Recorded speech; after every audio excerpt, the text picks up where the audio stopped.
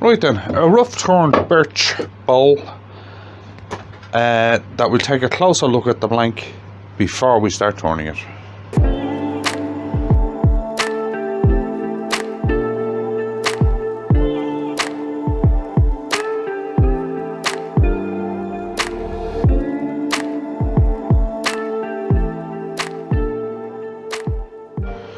Right then, this is a rough turned birch bowl. I rough turned it ages ago, and what I want to do is I want to have a closer look at the rough turn before we actually turn it, because if you look at a rough turn or even a blank before you start turning it, it can actually give you a lot of clues as to the way it's to be turned, the problems you're going to have, that kind of stuff, so that nothing kind of comes up to surprise you. Right, if you look here from the inside, right, you'll see over this side is heavily spalted. It also has some bore spots in it, right? You have some punkiness just there, the band in the middle, especially on this side, right? And over this side is basically just solid birch wood. It's not heavy. Birch is not a heavy wood, right? Flip across the outside, right, and you'll see that the punkiness comes through. That basic line in the middle is still there, where you have the spalting on this side, the solid on this side, right? There's a nice line there, right? Your punky on the end grains, right? There's still a tiny little bit of bark here, but that is really soft bark, so that has to come out, because that won't finish properly at all, right? You have some more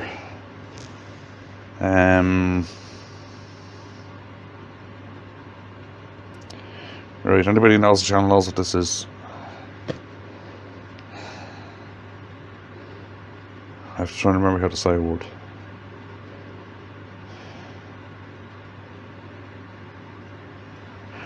Bare marks there, right?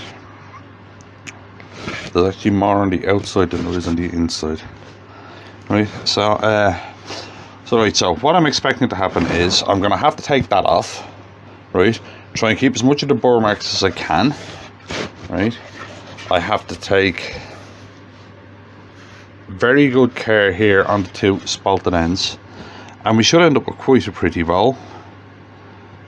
So we'll stick it on and see what happens. Right, I've already sized the tenon and re-rounded it, so we'll stick it on, get cutting, see what we come up with. I think this could be quite a pretty bowl because it's got so much going on in it. Warping isn't too bad, so we get the outside of this done. Throw the tailstock up, give it a spin as I'm closing the tailstock.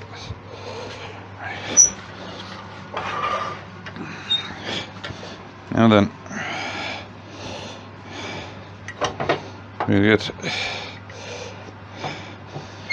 it rounded up first, and I'm going to keep cutting until I get rid of that. As you can see, I don't know if the camera's picking it up, but even scratching it there, my nail is leaving a mark. So that's never going to finish properly.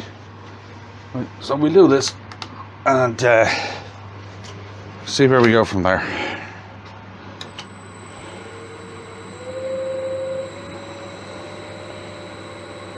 And as normal for me, I'm going to shape it cutting in the wrong direction.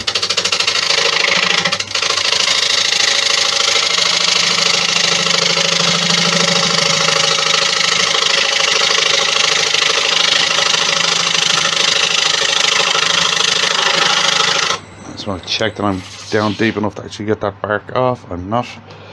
Just another little bit there.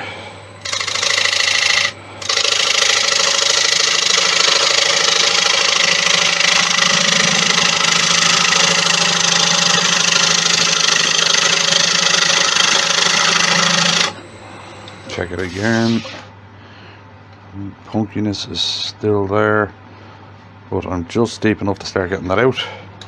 So we keep going.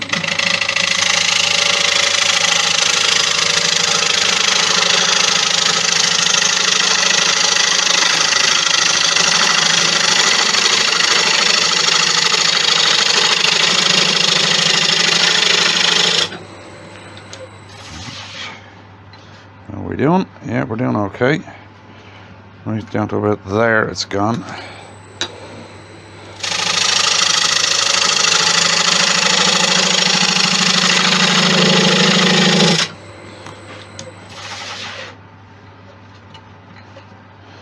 Yeah.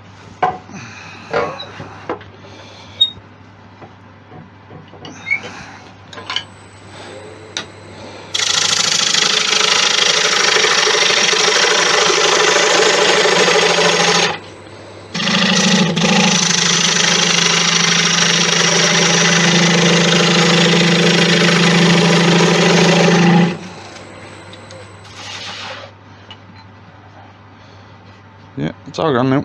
Right. Now, I'll give the scales a sharpen, cut the right direction, see how much of that I can get rid of before I actually have to do anything to it. So I'll sharpen the scales and I'll be right back. Right then, you get a cut on this, see how punky this actually is.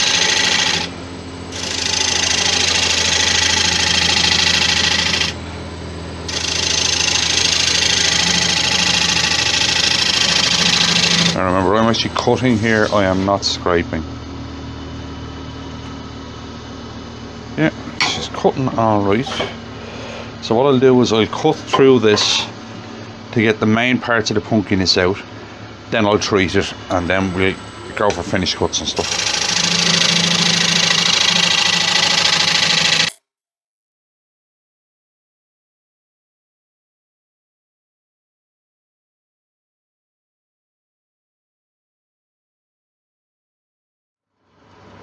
See, it's really punky just there, it's not cutting clean there.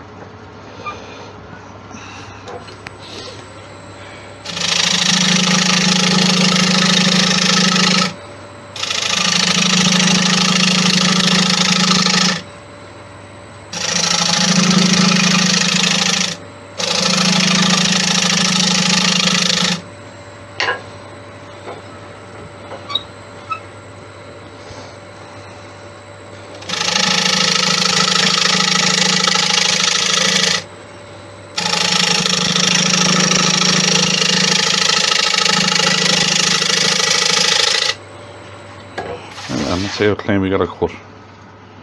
I've taken a lot of the punkiness out of it. There seems to be a crack just there that's going to have to be dealt with. Right.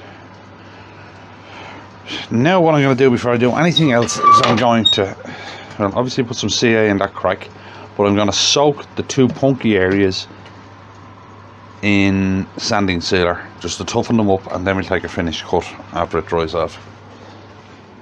So I'll do that and I'll be right back.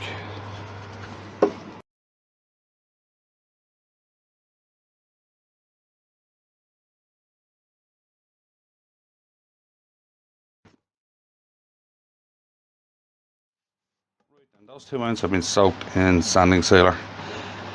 Now, if this doesn't work, there's another method called the Slurry Method. And I'm actually hoping that there's a little bit of this doesn't work properly. Alright, so I can show you that one. It's kind of, let's put it, it's a last resort if you're trying to deal with punky stuff and you just can't get it. So hopefully there'll be a little bit of this that won't work. Right, so cut the shape again.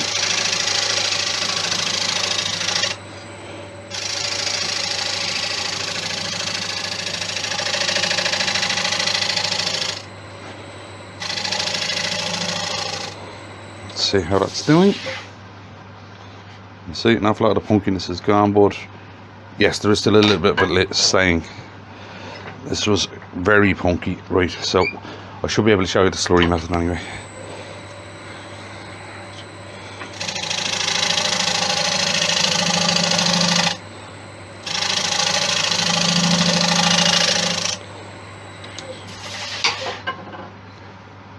Yeah, some of it's coming out, but some of it isn't.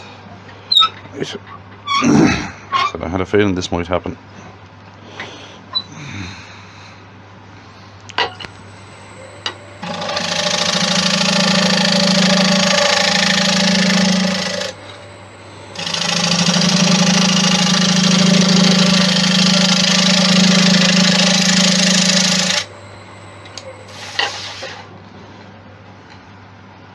Right, grand.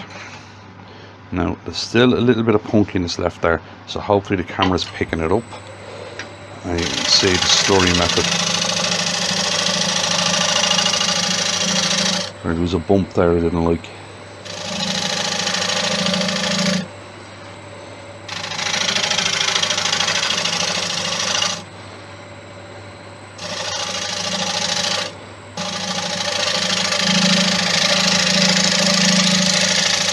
Now, the slurry method, as I said, is kind of a last resort. It's cutting beautifully there in the middle.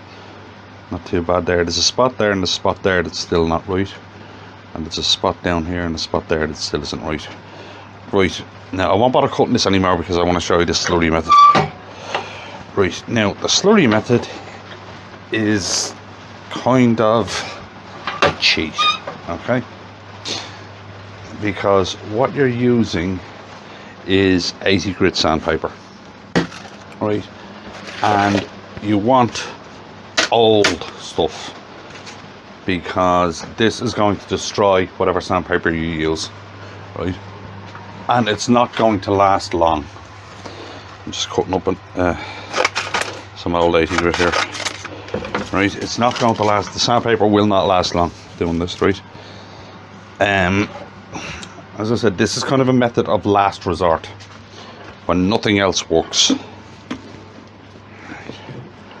And I'll explain how to do it and I'll explain why it works. So I'll do this one side at a time so that you can see what's happening, right? Right, there's one side. You can see the pumpkin is still up there and the pumpkin is there.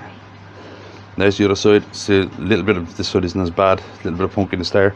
A little bit of punkiness there, right? Now, what I'm going to do is I'm going to get sanding sealer and I'm going to soak the punky areas.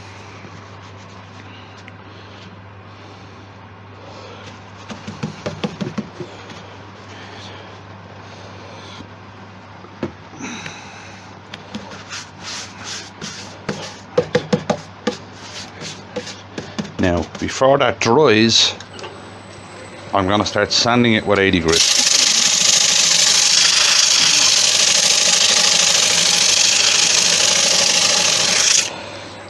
And look what happens, see that? That's why I'm saying you use old sandpaper for doing this, because it's going to get destroyed, and it's going to get destroyed very quickly. See, there's another one.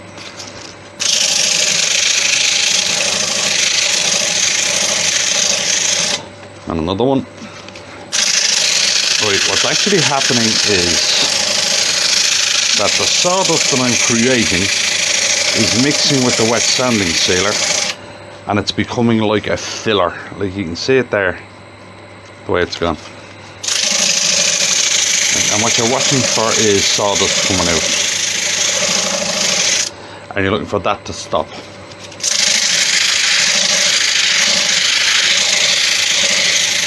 As I said, it's a method of last resort. Right then. Now, the side we did, which was really punky, you can see is now basically smooth. There's still another little bit up there, haven't done up there enough, right? What's after happening is the sawdust you're creating is the pores, the open pores are kind of catching it, and then the sanding sealer is solidifying that sawdust, and it's getting in between all of them. And it's, as I said, it's solidifying it, it's making it more solid, and it acts like a wood filler. Now the whole trick when you're doing this one is you have to have your final shape done first, because this is basically, you're starting your sanding, but you're starting it kind of like wet sanding, but because you've got sanding sealer on it, it's going to go hard, right, and it's going to fill all them. So I need another little bit up there. Alright, I need to do some on this side. So I'm going to continue doing that. Right, and then when I'm happy enough with this, before I start putting a finish on it, I'll come back and I'll show you what it's actually done. Alright, so I'll do that and I'll be back in a minute. Alright then, just buffing the wax off, and I brought the macro camera down close so you can see the effect the Slurry Method has. Something I didn't say when I was doing it was why it's called a Slurry Method.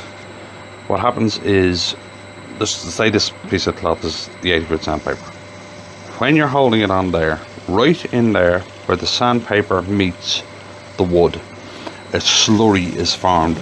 It's a mix of the sanding sealer and the sawdust, and that just lodges in the holes and then goes hard, which is why it works. And that's why it's called a Slurry Method. I actually meant to say that when I was showing it, but I forgot to.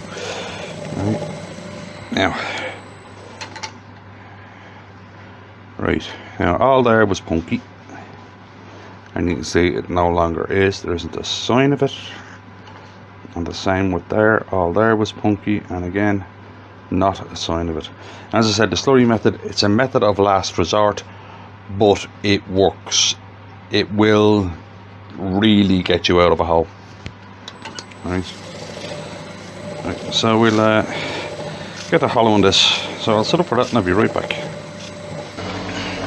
Alright, then we get the hollow on this. It's just hollow as normal.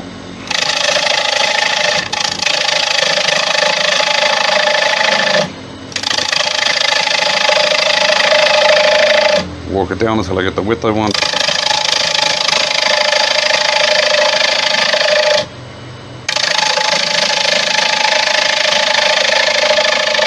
Which is about that. And do the rim.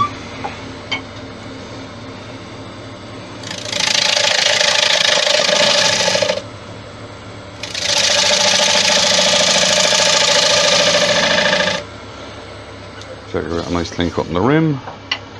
I do.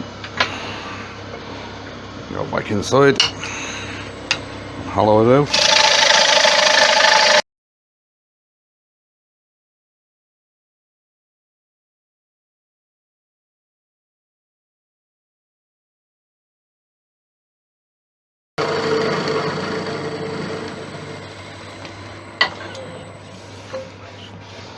Then I'm going to go through the exact same steps on the inside that I did on the outside. So there's no sense in watching me do the same thing over again. So I will be back as soon as it's done. Alright then, just buffing the wax off. Turned out nice. Did the same thing I did on the inside that I did on the outside with the Slurry Method, just to show that it works both inside and outside. Now, something I want to point out here is, after you've done this, you have to clean your lathe. Like, see all this is all stuck onto it now. This is what the slurry turns into. See, it's really hard, and it's like a wood filler, right? But that's what the slurry actually turns into, and all that works its way into the open grain from the spalt, and from the. It works on end grain tear out as well. If you have a piece of wood that you're having real problems with end grain tear out, it'll work with that. I was just saying here, it works with punky. Basically, if you're having a problem where you can't, everything you try doesn't work, just use the Slurry Method. As I said, it's a method of last resort, but it works. Right? Like, how many times, especially new turners, have turned something and it's gorgeous, apart from there's one piece of tear out they can't get, or there's the wood is just slightly too spalty in one place, and it will be perfect only for that. So this method will sort all that out for you. So it's a handy one to have in your toolkit. Right, and there's the inside. As you see, no tear out, nothing showing. Right, I'll take it off, I'll do the bottom, then I'll give you a better look at it. Okay, so I'll be back in a sec. Right then, there we have it. A very nice little spalted birch bowl. It's 11 by 4, and it wouldn't exist if it wasn't for the slurry method. As I said, I did a video before, a few weeks ago, about dealing with punky wood, and I wanted to keep the slurry method out of that one to do this video to show kind of, as I said, it's a last ditch effort to save it. It really does work, and as I said, it not only works with spalted wood, it works with wood that you get really bad tear out on. Like, there are certain types of wood that just tear out all the time. Alright, the slurry method can help you out there. So if you enjoyed that one, I got anything out of it, if you wouldn't mind leaving a like on the video, and I'll see you in the next one.